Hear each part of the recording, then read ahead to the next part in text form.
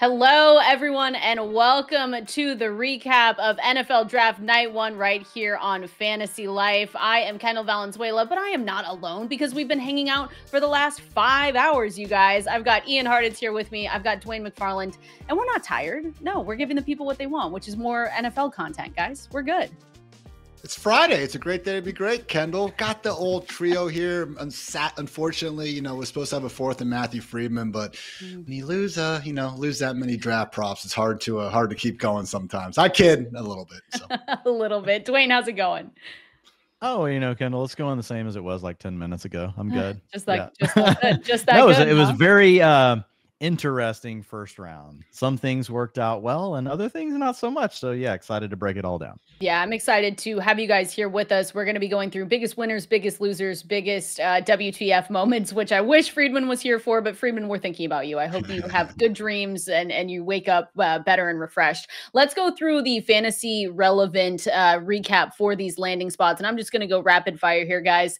We've got Caleb Williams to the Bears, Jaden Daniels to the Commanders, Drake May to the Patriots, Marvin Harrison Jr. to the Cardinals, Malik Nabers to the Giants, Michael Penix Jr. to the Falcons. You heard that right. If you didn't watch last night, Michael Penix Jr. to the Falcons, Rome Odunze to the Bears, JJ McCarthy to the Vikings, Bo Nix, Broncos, Brock Bowers to the Raiders, Brian Thomas Jr. to the Jaguars, Xavier Worthy to the Chiefs, Ricky Pearsall to the 49ers, and Xavier Legette to the Panthers. And you guys, I think we just have to start with the biggest WTF moment that we had from night one of the NFL draft. And that really was Michael Penix Jr. going to the Atlanta Falcons. There was no trade.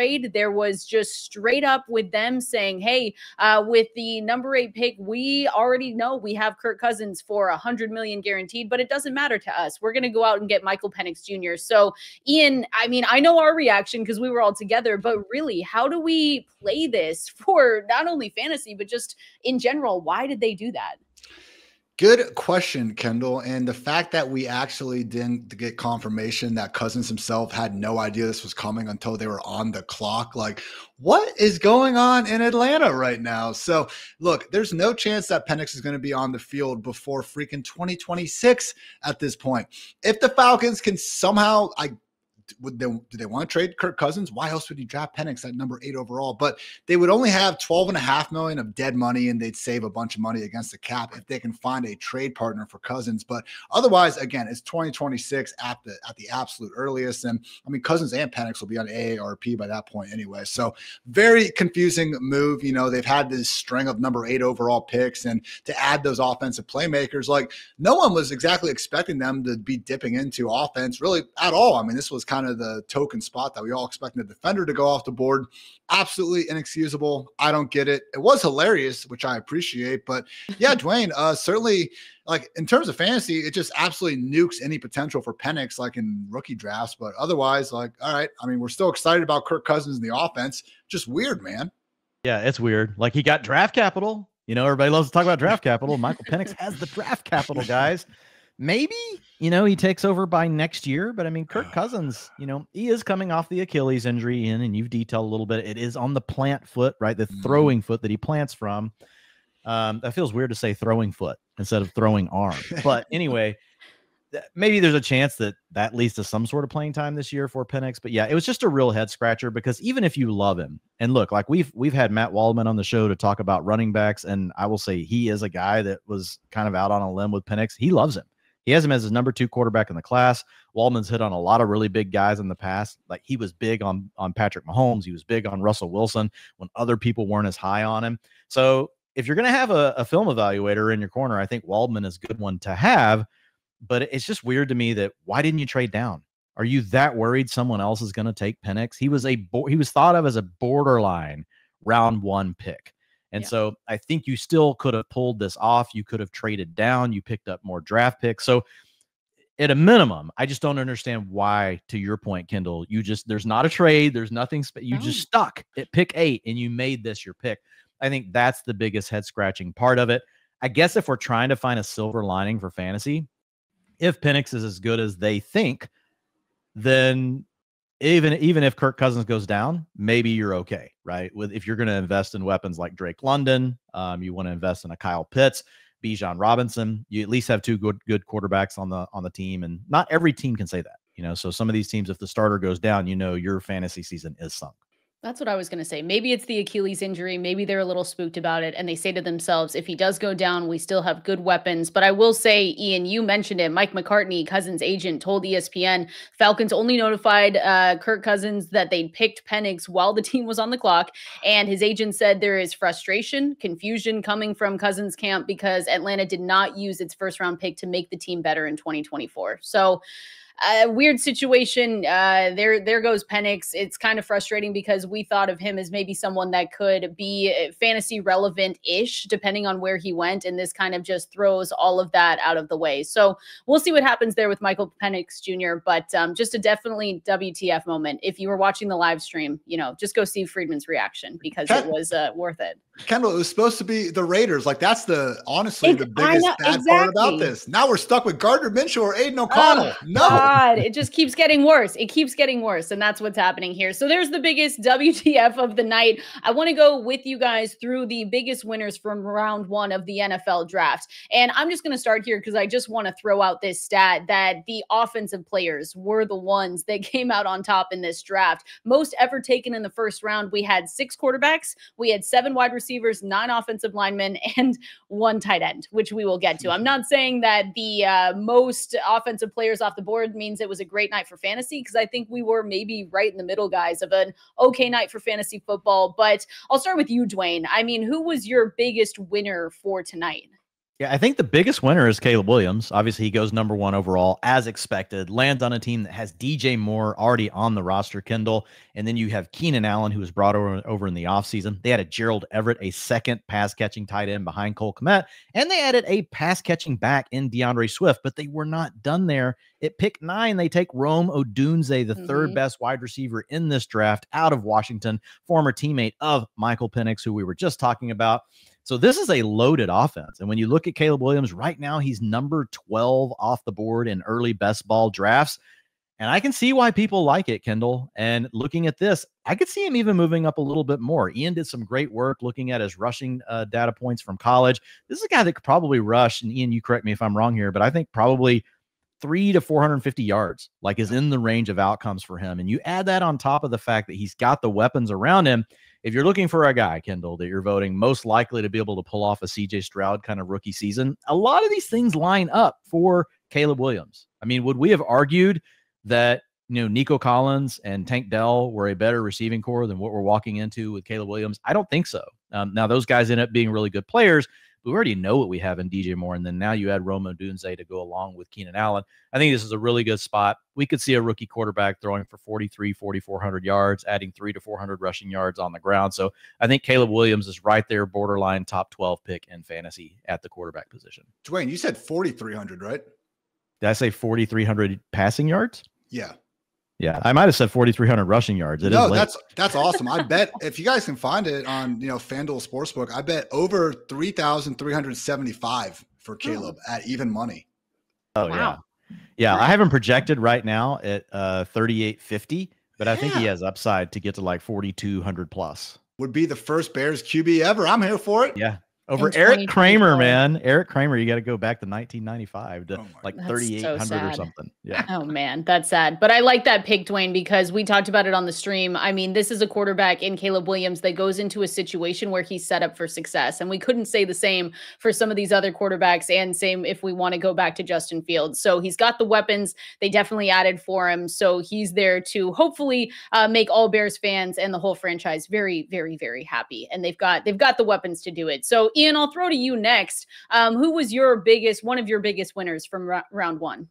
I think it's easy to say Marvin Harrison Jr. by virtue of being, the first skill position player off the board, gets to play with Kyler Murray, the number 1 wide receiver. But we've known that was going to be a pick for a while. I mean, unless you were projecting like a trade up to number 4, you had Marv going to the Arizona Cardinals. So at that point, how can you not go with new potential Chiefs wide receiver 1, Xavier Worthy? The NFL and specifically the Buffalo Bills really let the Chiefs get the single fastest wide receiver we've ever seen come into into the league.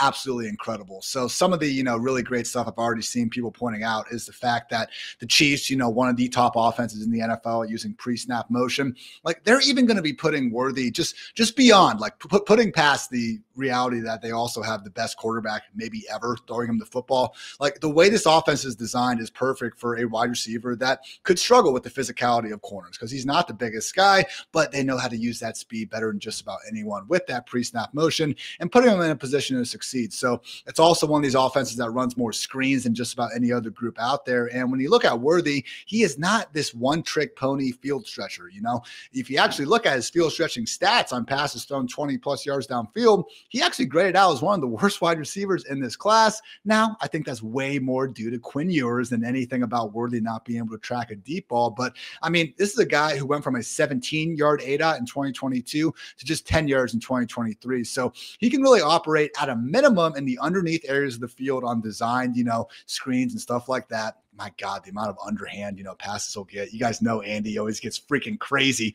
inside the 10-yard line, but we'll have that game going on. And then also the field stretching ability where, hey, even if you're not throwing the ball 10 times a game deep or anything like that, at a minimum, you got to have a safety to go cover the guy that, yeah, ran a freaking 4.21 40-yard dash. So throw in the, you know, added possibility that Rashee Rice ends up missing a month and a half due to this, you know, incoming suspension. Absolutely incredible pick by Xavier Worthy. I cannot believe the Bills handed that to him. Dwain, what I need to know about you with Xavier Worthy as well with this Kansas City Chiefs team, because it feels like every season we say, let him add a weapon. Let's get someone in there since Tyreek Hill left. And then you add Xavier Worthy, whose production profile is strong enough that it gives you a lot of hope. So what are you thinking with him in this Kansas City Chiefs offense led by like Patrick friggin' Mahomes? Patrick freaking Mahomes. I'm Like telling you got that you. part. That's exactly right, Kendall. PFM. But like, yeah, whenever you look at Xavier Worthy, you know, Ian hit on a lot of the important things. Like this is a guy that's got a very diverse profile, meaning you can use him to beat the opposing defense on a lot of different ways. You can send him deep. And even though some of those things from yours were not there, he earned those targets deep. He can beat you over the top. He was also, you can use him around the line of scrimmage. You can get him this quick stuff. And like Ian said, a lot of design things from Andy Reid that'll work well. And I don't know that, like, I agree, like getting him in motion and doing those things can really help.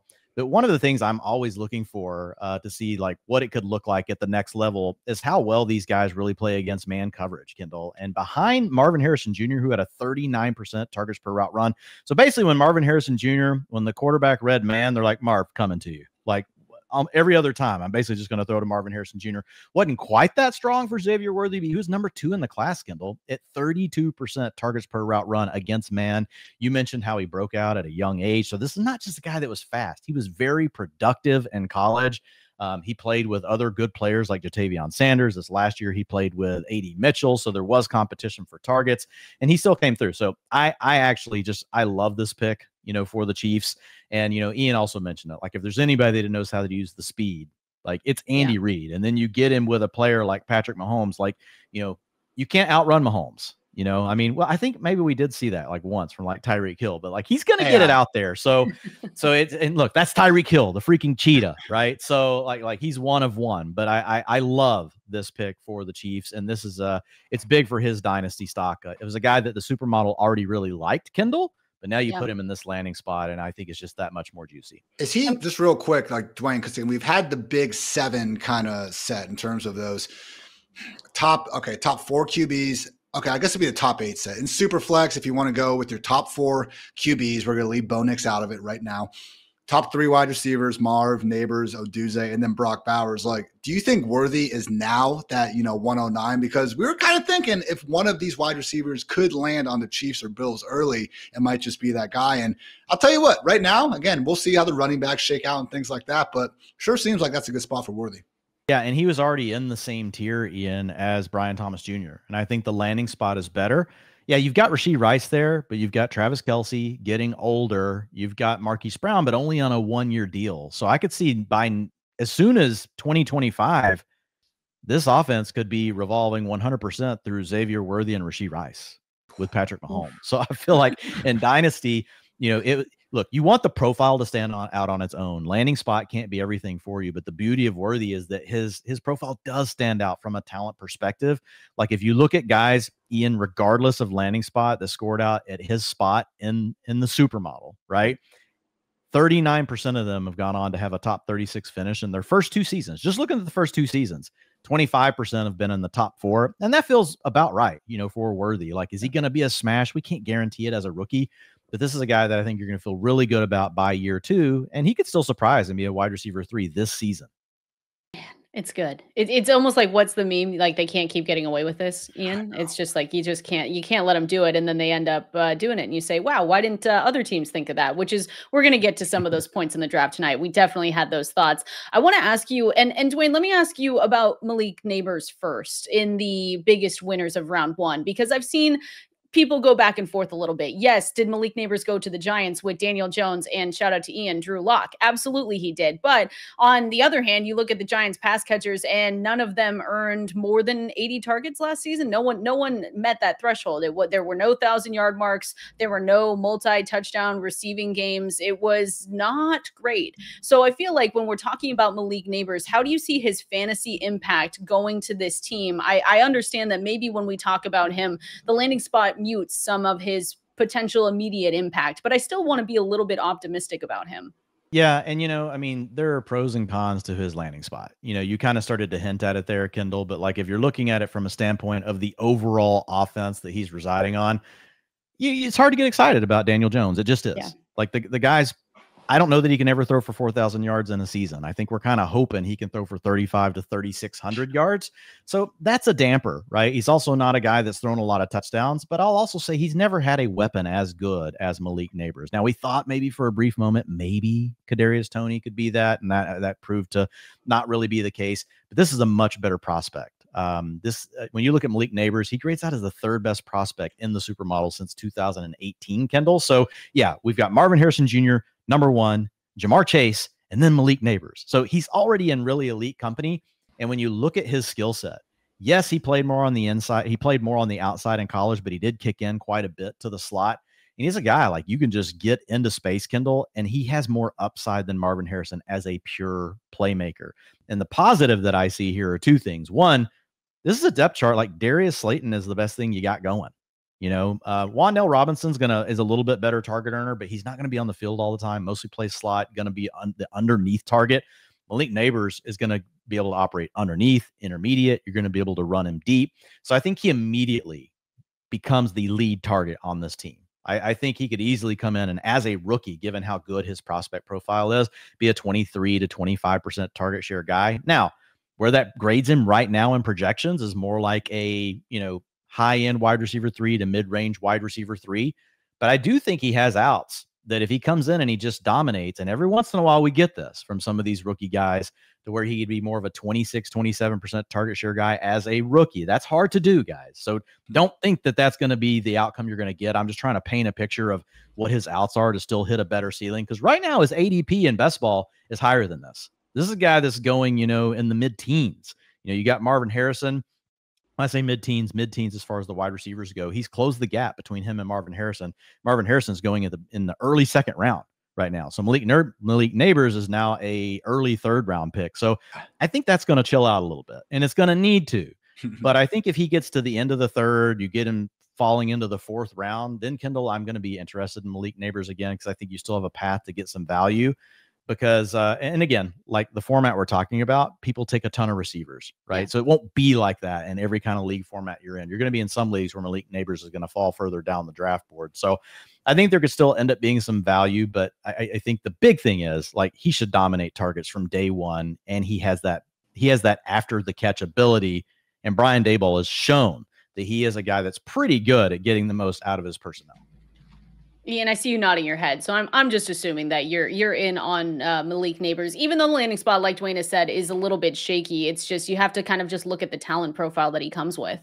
I will say Brian Daboll's offense and what they've done in New York, and maybe it is because of the positional players they've had, but this is a team that All right, when Tyrod Taylor is under center, he's going to throw deep because that's what, the artist known as Ty God does. But with Daniel Jones, like one of the lowest ADOTs in the league, one of the lowest deep ball rates. So honestly, sign me up for potentially 8+ kind of lower ADOT design touches for Malik Nabers because I feel better about Jones being able to at least get him the ball in the short areas of the field and then be able to make some plays because, my God, as Dwain said, we're talking about the most dynamic receiver in this draft class. And honestly, you can go back and there's a reason why guys like Daniel Jeremiah and Lance Zierlein were copping this guy to Jamar Chase and DJ Moore. So last season, and again, I don't think this is much of a predictive stat, but it is descriptive.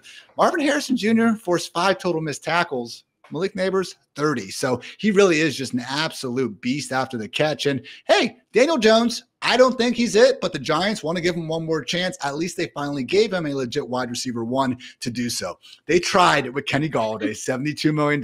We all know that didn't work out. Sterling Shepard obviously have one, bad season-ending injury after another. But otherwise, these last few seasons, guys, it's been Darius Slayton, Wan'Dale Robinson, who's also been banged up. Like Isaiah Hodgins has unironically been like a nice boost for the Giants for portions of time. Darren Waller gave us pretty much nothing last year and got hurt. So again, not saying Daniel Jones is going to transform into this 4,500-yard passer overnight or anything, but he has flashed occasionally. We all saw that win over the Vikings in the playoffs. And hey, they're going to find out once and for all, I think, if Jones can be their guy. Kudos to the Giants for giving him a number 1 wide receiver, even if it's, again, 3 or 4 years later than you would have wished it would have been.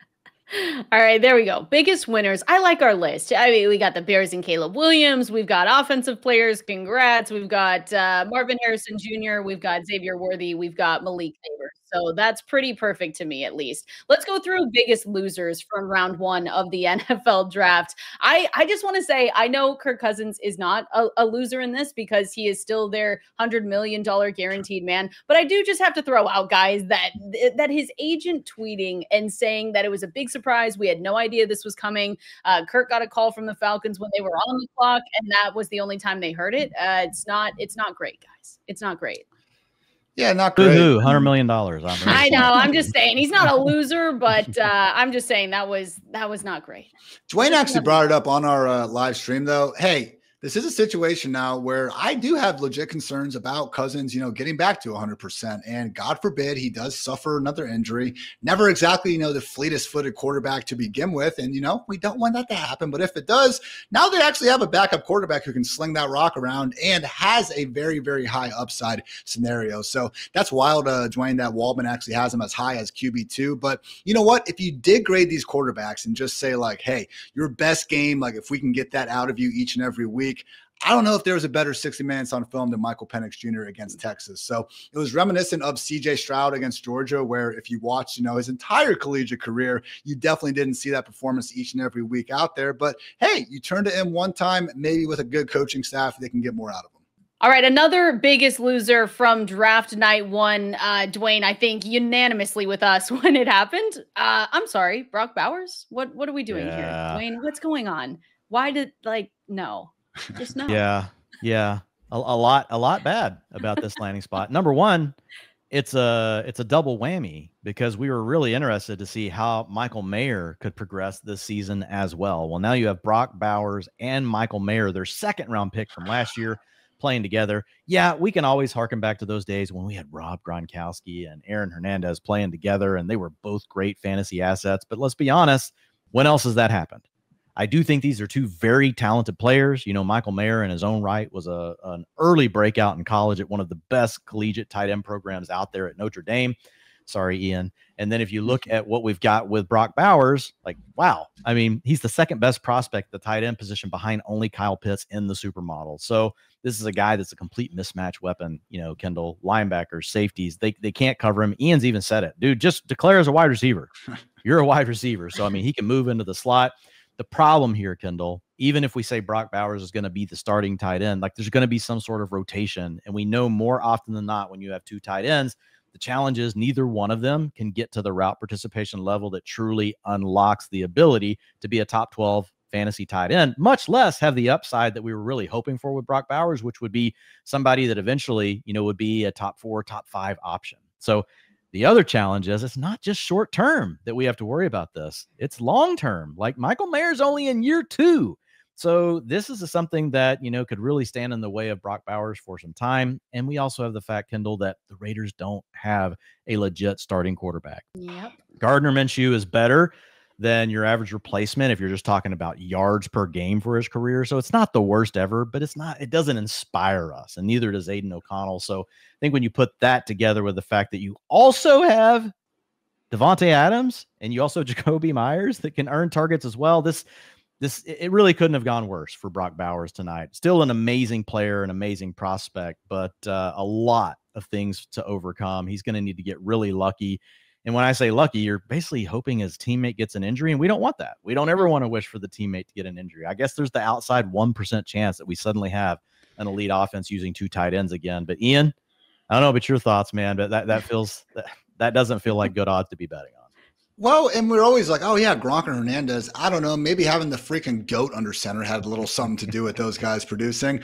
That said, guys, there's been a couple murmurs about Tom Brady maybe coming out of retirement. So stop. Hey, let's go, please. Because at this point, Spencer Rattler, that's who we're hoping for. I've talked about, maybe the Raiders trying to trade for Geno Smith. Like, this is brutal. So, yes, Minshew did a fine enough job, driving the Colts almost to that playoff berth. But, guys, pick a stat. EPA per dropback, completion percentage over expected, PFF pass grade, passer rating, yards per attempt.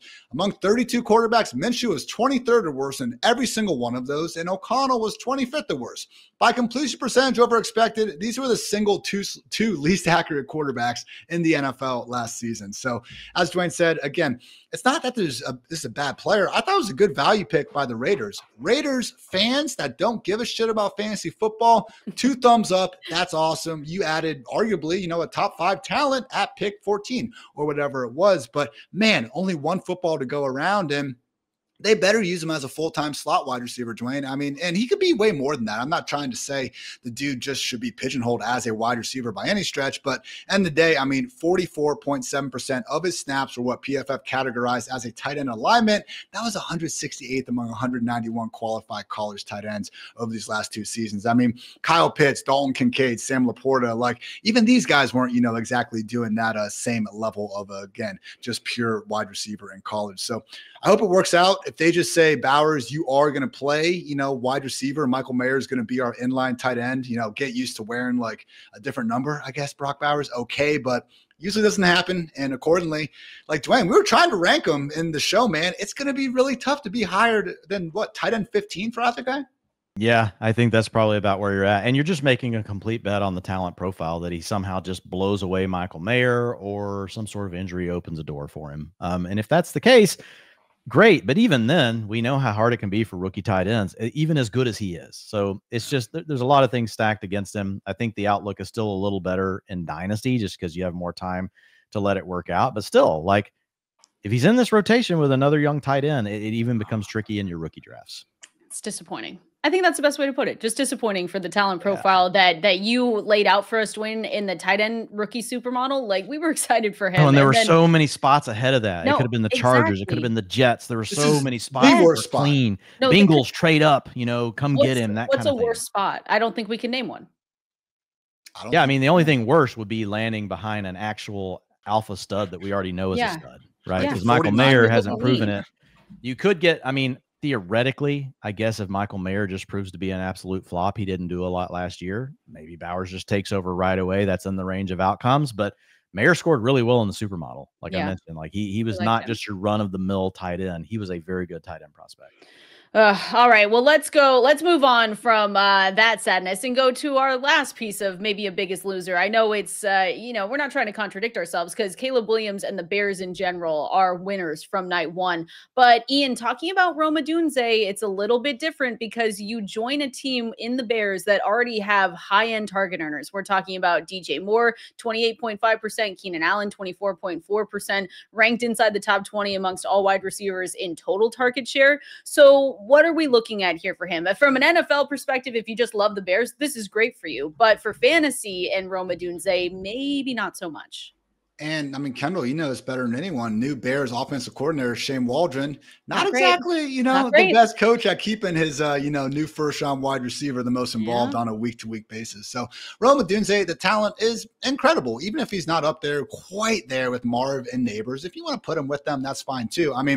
true 5-tool receiver, 6'3", 212. His, relative athletic scores, top 100 since 1987. First all-green route tree and success rate in Matt Harmon's reception perception history. 75% contested catch conversion rate. And the dude is also lethal with the football in his hands. So I have no issues with Rome Odunze, but guess what? Sadly, in the year 2024, you can't score fantasy points if you're not getting the ball thrown your way. And we have an offense that, again, is so overloaded with talent elsewhere. So Keenan Allen, by the looks of his contract, this really could be a 1-year rental situation. And hey, who would you rather learn from route running chops wise for a year than Keenan Allen? That's awesome. I'm sure Rome will have a long, great career in Chicago as Caleb's, number 1 or number 2. But this year, he sure looks a lot like the 3. And again, it's just tough to be able to fully wrap your mind around that. I mean, Dwain, I guess the hope would be Keenan Allen becomes their slot, and he's actually pushed off the field in some of their 2 tight end sets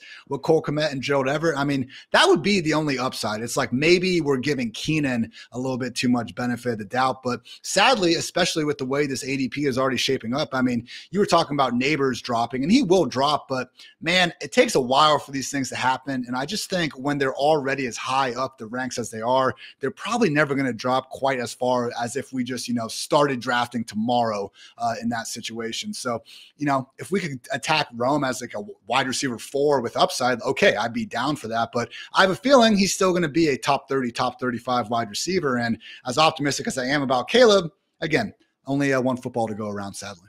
Yeah, it does make it tough. And I thought you hit on all the right things, with Odunze. He's a really good prospect. He's the 5th best or the 6th best prospect in the supermodel. So even though he came out a little bit behind, Marvin Harrison Jr. and Malik Nabers, like this is just a crazy class with how good those 2 guys are. Yeah. But Rome graded out in an area where I graded him as an immediate wide receiver 1 in the right landing spot, right? He's got wide receiver 1 traits. So this landing spot, though, he does look more like a wide receiver 3. I thought you brought up a really good example going back to last year. I know you kind of did it tongue in cheek there with Shane Waldron, but you're talking about Jackson Smith and Jigba, right?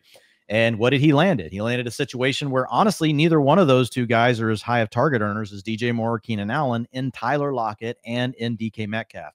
And historically, you go back to 2011 and you look at these guys landing on teams that have 2 guys already earning 20+% target shares. It's not been good. And so I think the path for Odunze, he's still a very talented player, but he's going to need some things to break his way. He's either going to need Shane Waldron to decide, you know what? Last year I made a mistake. I'm going to run 11 personnel all the time. That would do it. And he does come from the coaching tree, Ian and Kendall, that could be a possibility because he comes from Sean McVay. We haven't always seen those Sean McVay traits from Walden, but Sean McVay has had years where he's running 11 personnel. So that's 3 wide receivers on the field over 80% of the time, 85% of the time. So if he made that decision, that could help Odunze from the route standpoint, but you still are going to have to go compete with these other 2 guys that Kendall just mentioned are high-end target earners. The other way, Ian, would be, Keenan is the guy getting kicked off when they go to 2 wide sets. I don't see it happening because, I mean, Kendall, you heard the number she said. The guy had a 28% target share last year. Yeah. He's still an absolute stud. Like, that's as good as it gets. So I just have a hard time believing that Odunze is going to come in and be the guy to kick Keenan off the field. So he's going to need something really to work in his favor to help pay off ADP with where he's been going right now. Like you said, it'll take a little bit of time for it to settle out. I mean, but just projections. This is not where I'm going to have him ranked, Ian. Like you said, I think of him as more of an upside wide receiver 4. But if you're going off pure projections, I updated them after the draft pick tonight. Oh, no. 65th and straight up projections. Okay. So that's not good. It's 133 fantasy points. Again, we're not saying he's a bad player, but it's just the reality of the situation. You landed with 2 other really good wide receivers. Yikes, man, that was a bummer. We just unplug and go home now. Yeah, I think that's it. Let's just the man goes, leave him with Rock, leave him with Rome. Wide receiver 65, not good. That's miserable. That's really bad. Dwain was trying to be nice about it too. He was like, it's not great. We're like, actually, it's horrific. That's fine. It's 79 targets, right, in the model right now. 49 catches. That's 63% catch rate. 554 yards. I'm not disagreeing. And that's got him scoring 4 touchdowns. Yeah, I mean, you were trying to be nice about it. You're the banker shaking my hand with a smile like, we got to 65 is not wide receiver 65. Oh yeah, it is. Sorry. Position rate. Yeah, wide receiver 65. It's late. It's bad. It's late. It's bad. It is bad. We're gonna call him a wide receiver 4, Ian. Call it a night. That's so bad. All right, guys. Before we move on, swish.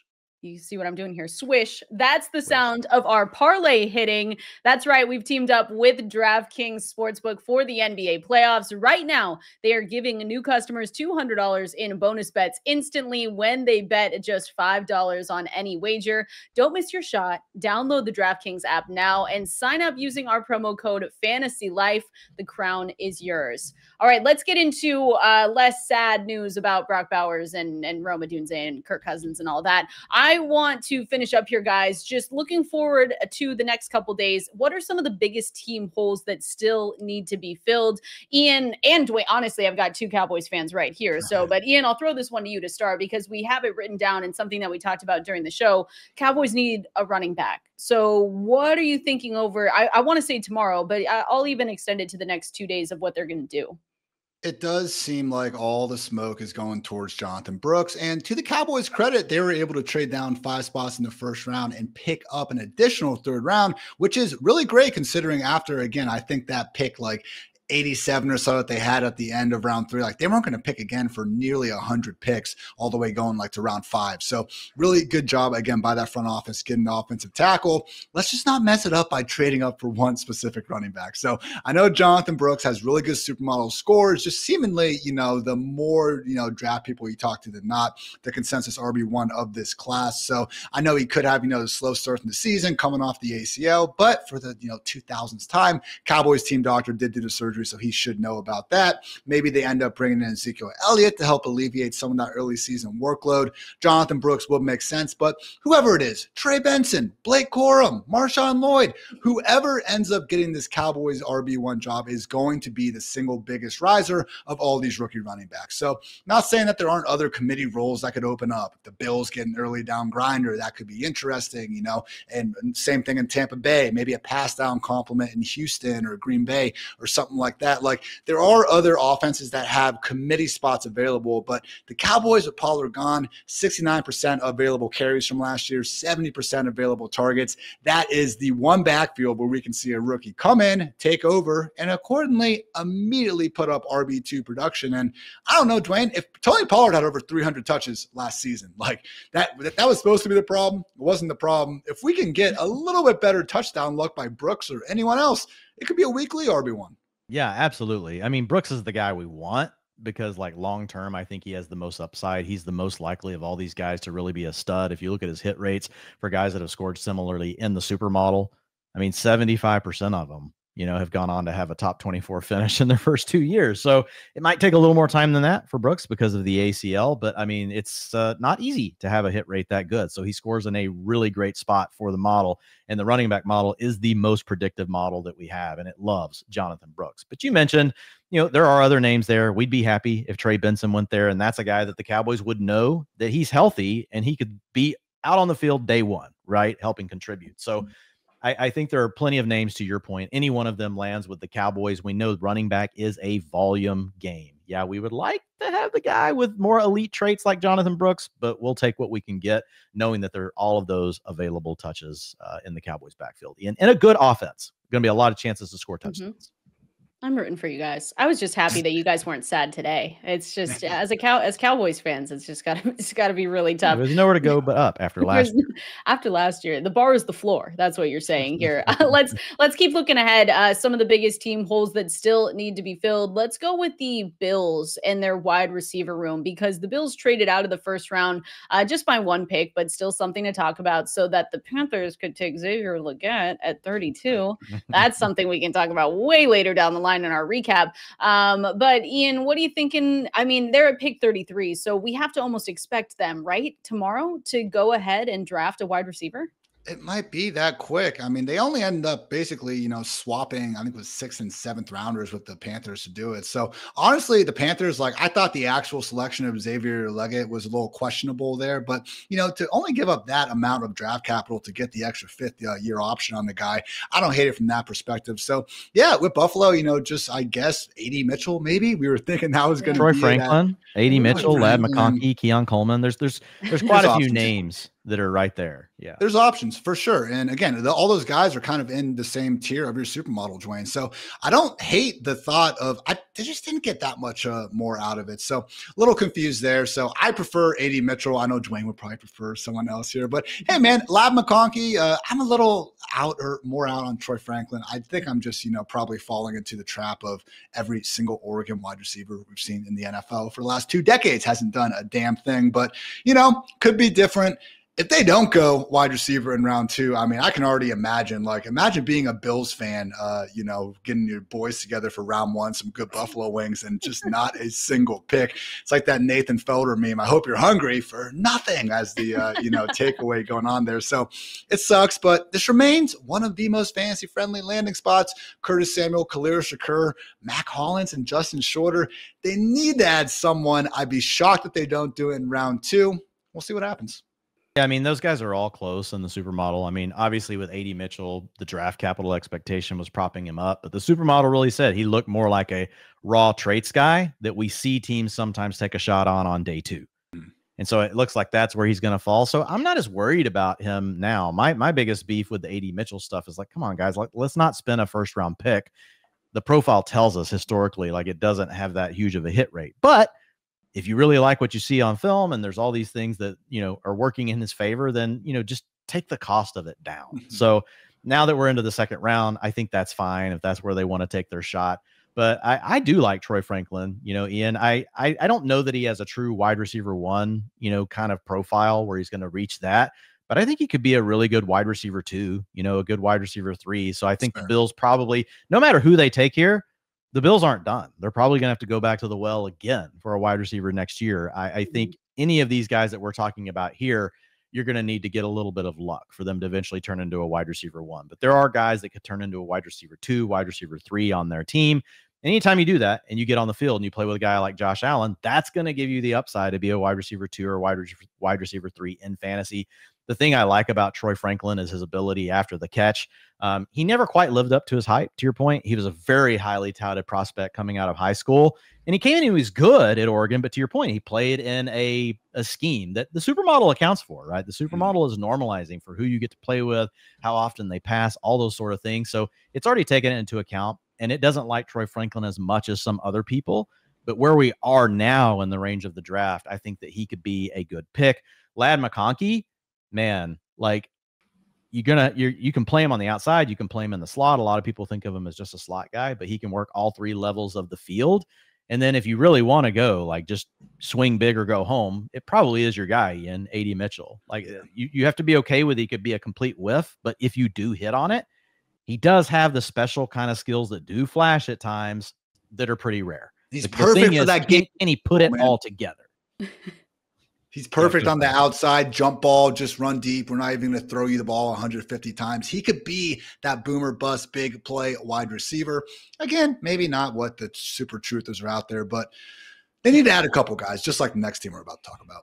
Yeah, I feel like it's copy paste for the Chargers conversation. Yeah, is it not? I mean, they go round 1, number 5. There were rumors that maybe they go ahead and take best wide receiver there, but they went with Joe Alt, which I think was one of the least surprising moves, right? Ian, like you talked about on the stream, and it's something that they just needed to address. If you know Harbaugh, you know what they were going to do. So it feels really, though, copy paste situation for the Chargers. I believe their next pick is 37 in round 2. So they also need wide receiver help for Justin Herbert and this whole team.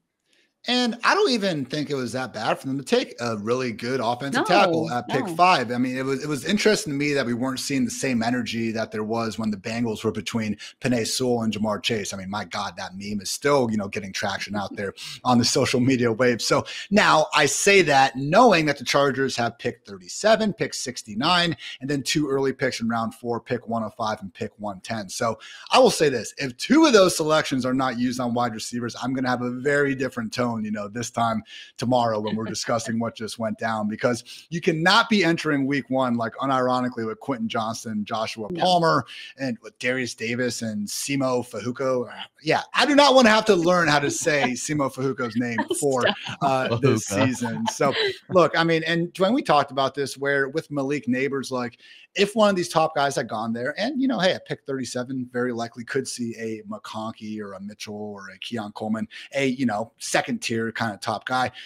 the Justin Herbert factor is fantastic. We love him as a player, obviously, but man, wide receiver 1 for Los Angeles, triple-digit targets, that might be hopeful. And on other teams, man, it'd be like an easy expectation. So that's the concern here. But at a minimum, come on, guys, we need a couple players because I have far too much Herbert in Dynasty land to even to think too much further about this. Last thing I'll leave you with, though, this quote from Jim Harbaugh scares the shit out of me. I know the question is going to come up about weapons. We look at offensive linemen as weapons. I mean, I guess, but come on, man, draft some wide receivers. Give me Malik Nabers. I do love Joe Alt. He's a great player, but if I've got a quarterback like Herbert, man, I'm taking Nabers there. But look, I don't have championships. Jim Harbaugh does. So, I mean, he's won everywhere he's been. So I can just shut up about it. Yeah, I mean, for the Chargers, I think an interesting one, and there have been wide receivers, guys, in Jim Harbaugh's offense in the NFL. Anquan Bolden back in the day for the 49ers. And then he ultimately went to play for his brother with the Ravens and did well there. And this was an older version of Anquan Bolden. You had a 129 target season. I think another one was 130 as the primary guy. Like, if I'm thinking about it, like, a bigger wide receiver, and Anquan Bolden was a much better athlete early, in his career. He was never a burner or anything, but he's one of these guys with the ball in his hands. He was great. But Keon Coleman, I'm not crazy about Keon Coleman, but when I think about Harbaugh, man, I don't see him taking a Troy Franklin, Ian, because I don't know that Troy Franklin can block the way he wants. Lad McConkey, also a little bit small. I don't know. And if they were to view him as a slot wide receiver, as much heavy personnel as they're going to run, that would limit him. So that to me kind of gets me to A.D. Mitchell or Keon Coleman, and Keon being the guy that we've seen Justin Herbert willing, to pepper a guy in that intermediate underneath range. He's obviously not the route runner that, Keenan Allen is, but he can box guys out. Like if they use him more like a Michael Thomas, like he got to be used back in the day, with Sean Payton. Mike Williams a little bit. New Orleans. Yeah, and even Mike Williams a little bit. So that could be an interesting one, and I could see them looking at Keon Coleman as being a big-bodied guy that can also help block in the run game. So I think that would be a name to keep in mind if they do decide to go wide receiver. Even though the supermodel didn't love him, I could see Keon Coleman being the kind of fit that Harbaugh would like. There we go. Let's hope that the Cowboys, the Bills, and the Chargers kind of address those fantasy needs so that we have more to talk about tomorrow. But again, we are going to be on a podcast tomorrow right after round 2 ends. So we hope to see you there. As always, fantasylife.com. Make sure you go and subscribe to the newsletter. Check out the Betting Life newsletter. And of course, the rookie supermodel, again, fantasylife.com. All of that 100% free. For Ian Hartitz, for Dwain McFarland, I'm Kendall Valenzuela. We'll see you next time.